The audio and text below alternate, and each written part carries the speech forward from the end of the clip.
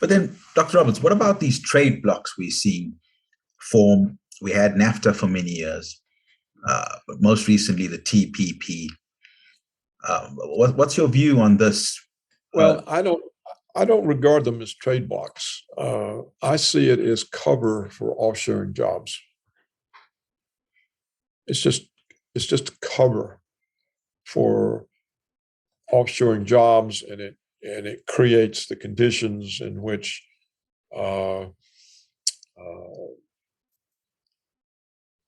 the production offshored, when it comes back as an import, so it worsens the trade deficit. But it's not. They're not real trade blocs. They're covers for taking. It's for the destruction of first world economies. What globalism does, it destroys first world economies because it takes the high value added, high productivity jobs out of the country. And it also takes out the tradable professional skill jobs, such as software engineering, design, research. These things leave because they can be performed at much lower cost in Asia than at home. And there's a huge difference in cost of living. And so I can't remember at one time when all this started, the pay for Chinese labor was 25 cents an hour. And the cheapest in Detroit was $25. So you can see the huge difference from the production of the goods that they consume. Yeah.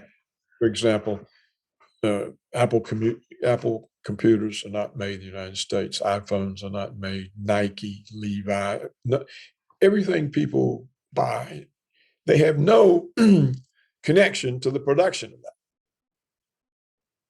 Yeah. And the jobs that are here are primarily personal service jobs, the kinds that were characteristic of India prior to globalism. Yeah. But just to play devil's advocate for a second, now, surely bringing it back to supply side economics, one of the tenets of supply side economics is free trade, less regulation, free trade. Do these, does globalization not enable it? Or what's the piece that they're missing? Okay, well, first of all, globalization has nothing whatsoever to do with free trade.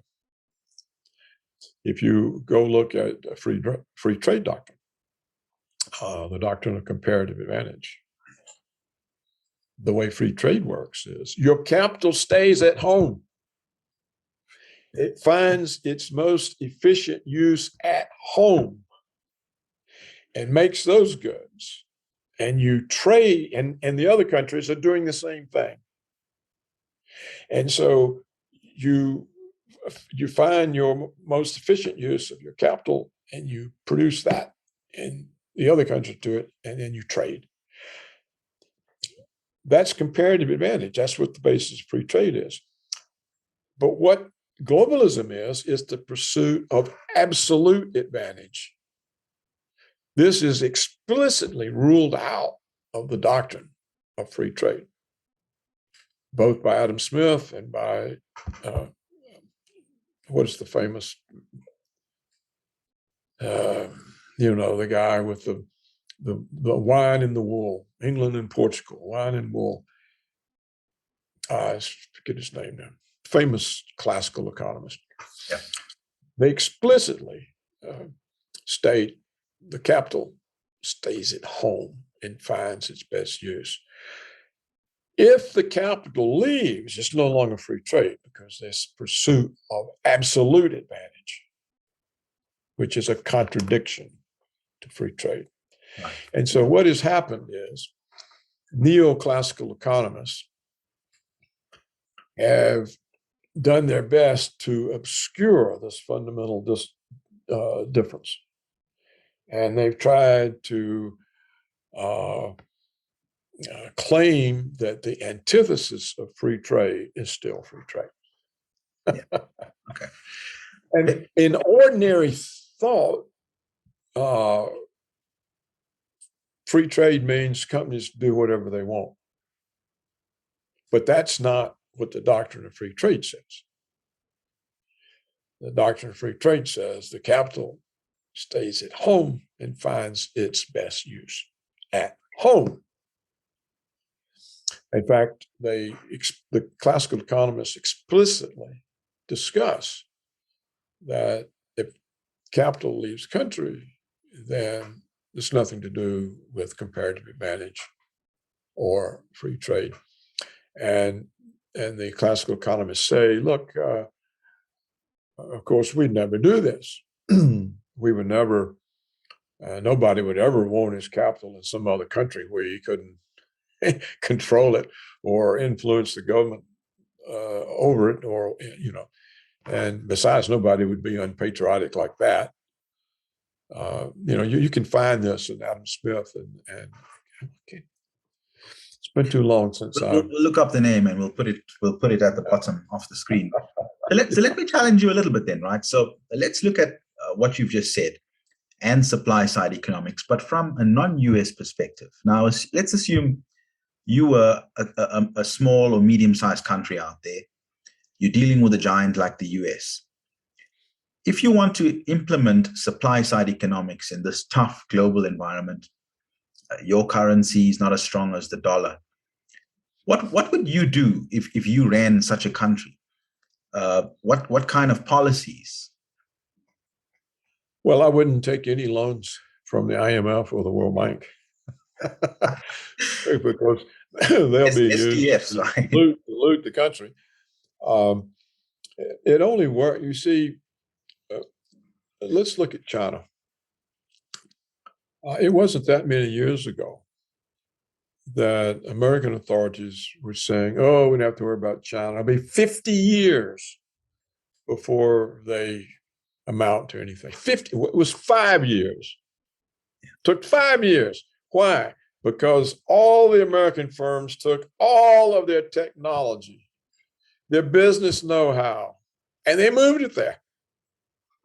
And this is the reason China has had unprecedented growth rates, unknown in the history of the world.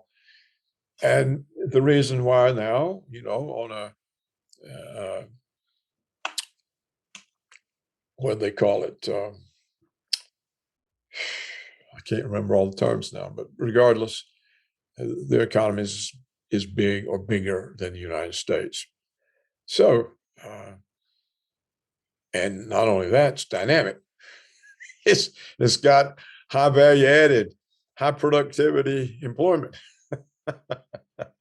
And its banks are socialized, or at least 80% of them are. And so they basically serve social purposes. That is, businesses have low infrastructure cost. In other words, the Chinese have done what the British classical economists wanted to do, which was to have subsidized cost of education, of transportation, so that the wages could be low, because all these costs are taken out of the system, and they have achieved that in their own way. I don't think necessarily intentionally, but maybe so. But this was the classical economists. The neo-liberals they are the ones responsible for offshoring, for the financialization of the Western economies, which have ruined them. Basically, in the United States, the banks no longer lend for new investment purposes. They're mainly refinancing the purchase of existing assets. They lend for buyouts, for initial public offerings.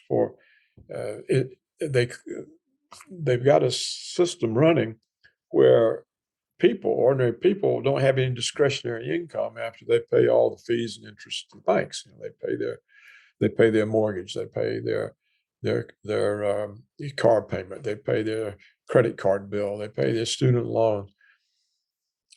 All of these things use up their income, and there's no discretionary money left for driving the economy. This is why the Western economies just don't grow. They don't go anywhere. Nothing happens because the banks are sitting there bleeding everything into them. So the whole kind of economic model that was taught in the universities and probably still is, it doesn't really exist.